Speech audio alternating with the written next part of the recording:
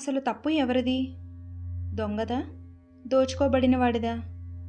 ఇద్దరిలో ఎవరు బాధపడుతున్నారు? సొమ్ము కోల్పోయినవాడే బాధపడతాడు, అవునా? అయితే బాధపడేవాడిదే తప్పు.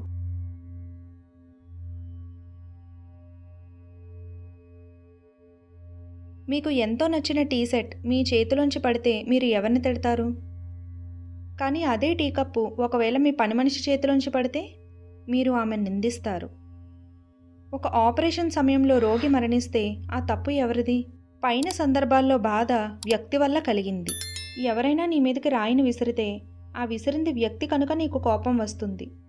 కానీ అదే రాయి ఒక పర్వతం మీద నుంచి నీ నెత్తి మీద పడితే నీకు ఆ పర్వతం మీద కోపం వస్తుందా? ఒక యంత్రం గేర్లలో నీ వేలు చిక్కుకుంటే ఆ తప్పు యంత్రానిదా? ఈ సందర్భాలలో నా కర్మ ఇంతే అనుకుంటారు. నీపై రాళ్లు విసిరినప్పుడు, నిన్ను తిట్టినప్పుడు, నిన్ను కసిరినప్పుడు, నీ డబ్బు దొంగిలించినప్పుడు ఈ మనుషులంతా కూడా ఒక పర్వతం లాంటి వాళ్లే. మానవ చట్టం ప్రకారం నేరం చేసేవాడిదే తప్పు. భగవంతుని యొక్క భాషలో బాధపడేవాడిదే తప్పు. ఇది అర్థం చేసుకోవడం కష్టం, కానీ ఇదే వాస్తవం. ఎవరూ దోషులు కారు. ఎవరిదైనా తప్పుంది అంటే అది మన స్వంత తప్పే.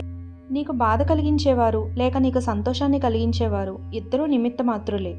ఇతరులలో దోషాలు వెతక్కండి. మీకు బాధ కలిగించే వ్యక్తులు కేవలం నిమిత్త మాత్రులు.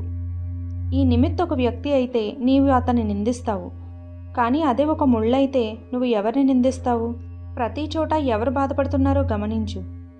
ఏ వ్యక్తి బాధపడితే ఆ వ్యక్తిదే తప్పు.